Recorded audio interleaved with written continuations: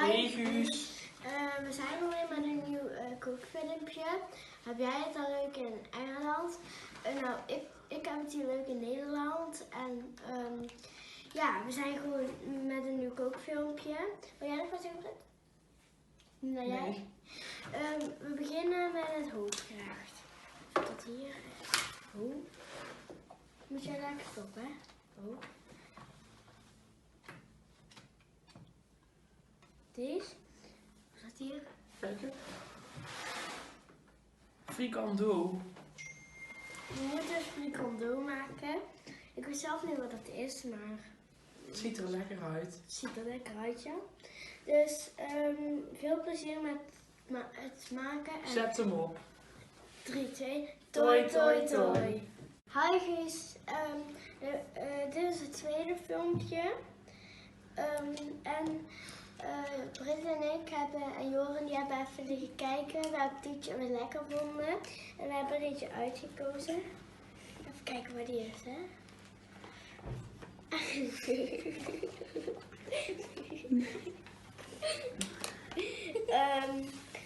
De Bavarois of zoiets. Ons leek het heel lekker. Ik hoop dat jij het ook lekker vindt, dat jij moet het natuurlijk gaan eten. Dus, veel succes met bakken. Toi, toi, toi. 3, 2, toi, toi, toi. Hello world, here we are again. We're going to make 2 recipes today. It's going to be the Fricandeau and strawberry Bavarois. I want to say aardbeien, but that's Dutch. So these are all the ingredients. It's like a whole table full. So this is the Fricandeau, so I need to do that. And then we got the strawberries. I bought fresh ones and frozen ones because just fresh ones is a bit expensive. It's not the time of year. Some gelatine, some vanilla sugar. We need some eggs and bread and potatoes. I'm going to do that as a side dish. I'm going to make some soup in advance as well. So these are all the ingredients. And these are my chefs that are going to help. Yay! So what we do first, we wash the strawberries and we cut the ends off. You see the end bits because you don't want to have that. We save those so we can put them in the dessert later on.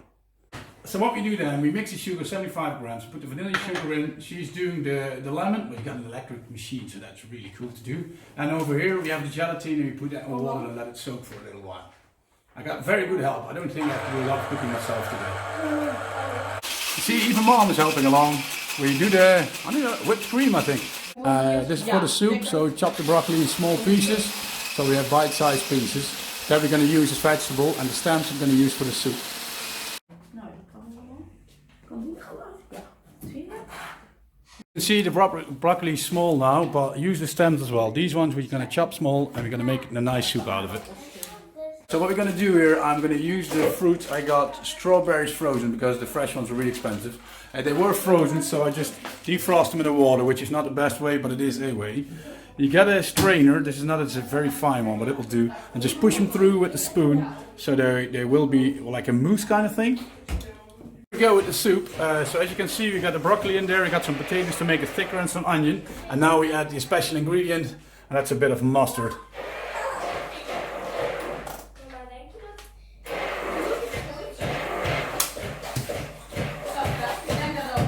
Yes, a bit of mustard. Then we top it off with some water and we start boiling.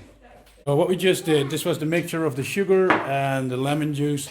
We're going to mix that in the strawberry mousse, I think that is. Later on we're going to mix in the cream as well, the whipped cream. What I've done here, I need half a liter of water. I don't know what this is in English, jelly pudding. Half a liter of water, boil it and make sure all the powder is gone. So this is that. Let it cool down for a bit. And then in a different pan, I'm going to do these gelatine things, boiling up a bit so they're completely melted. And what needs to be done as well, if you make things dirty, you need to wash them, of course. So as you can see, I got very good help today, so work for me is going to be very easy. Jelly needs to cool quite fast. So what I did is 2 cool elements. That's if I translate it from the Netherlands. These are frozen, and then this will cool a lot faster. I thought it was a good idea. Next step, the jelly is became hard at the bottom. So what we're going to do, put the strawberries in. We cut them in 4 pieces because I think these are way too big. And then we just, decorate the pudding, the Bavarois. What we're doing here, we got the mixture and now we put the cream in it and just stir it with a spoon and not with a machine because I think it's not good. The cream will separate then I think, or at least be more mushy. So here you go, all love and decoration in it. Very nice.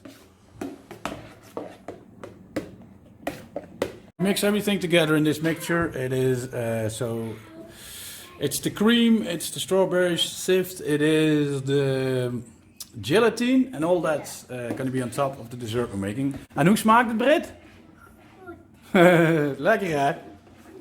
Small lesson I learned. Apparently the pudding is getting hard quite fast, so I waited a bit too long. So small lesson, throw it in quite early and not like me, don't wait too long. No idea how these beans are called. We're going to cut them small. It's called cutting beans in Dutch. Cut them small, put them in water, boil them later as a side dish. See, some people tag along very hard and some people just don't feel like it at all. Our new master chef. What I'm going to do next is, this was the hard layer on the bottom and this is the mixture. Put it on top, but we have way too much, so I'm going to use another scale as well. We bought some more jelly. This needs to stiffen up, get some strawberries in and then put that on the top of it. That's good. Thank you. So we're going to do second dessert as well. As you can see, the bottom is a bit, well, blubbery, I don't know how to say it, jelly-like.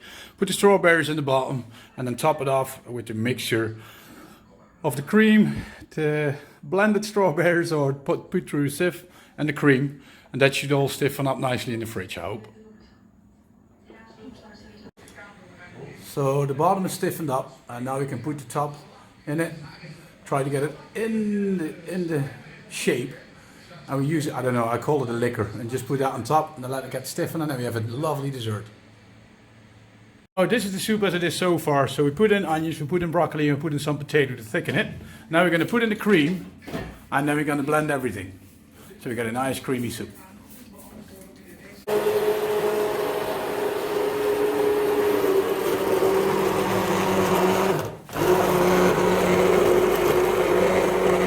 Joran did the soup, it's all completely ready, and I always say taste before you serve, so that's what he's going to do now. It's warm, so. Moet meer zout, peper iets in? It's good. It's good, it's good. He said the soup is good, guys. Wonderful. And always make sure we wash the hands over and over again. Wash. Wash the hands, wash the hands. Normally with the fricandeau, you should have a big layer of fat on it, but apparently in the Netherlands they don't know that fat has flavor. So this one doesn't have that much. It's very hard to carve in with a knife, but you know, I try to make it work as it is. Now we start the meat. It says put salt and pepper on and leave it there for an hour. What I like to use is a plate like this, so nothing gets wasted, and just rub it all in by hand and just leave it there for an hour. I'm not quite sure because I've always been told that salt will distract the moist from it, but I'll just do as the recipe says and see how things turn out. So what we're going to do now, we're going to put some mustard in a spoon, and I got very good helps here. So the salt and the pepper's been on there for quite a while. Put the mustard on and then we need to rub it all over the meat. So that's what they're going to do now. Make sure it's everywhere. And how much, I don't know, just make sure it's everywhere in there. Bottom side, left, right, top, bottom. So what you need to do, you need to seal the meat. As you can see, make sure it has a nice brown color and make sure the pan is nice and warm. They suggest to do it in the pan itself. I prefer to do the oven. So what I'm going to do, I got a tray here. I put some rosemary in, some garlic butter or herb butter, I think, and I'm not sure how you call it. And then when the meat's sealed on all sides, you put it in, get it in the oven, 180 degrees, and baste it every once in a while. It stays nice and juicy. So I hope it's going to work out. You can see all sides are nicely sealed. Put some juice with it, a little bit of water, and then we're going to baste it. I think it's an English basting as well. It means all the juice from here, get a spoon and just stir it over the top so the moist stays in the meat. This is with the whole family, we're all eating the soup now, and so far nobody's complaining, so it must be all good, I think. Toppie! So what we're going to do, every 15 or 20 minutes, I'm just going to baste. That means just get the juice out of the, I don't know, out of the shape and just put it over it so it stays nice and juicy. So if you repeat that a few times, you should have juicy meat in the end.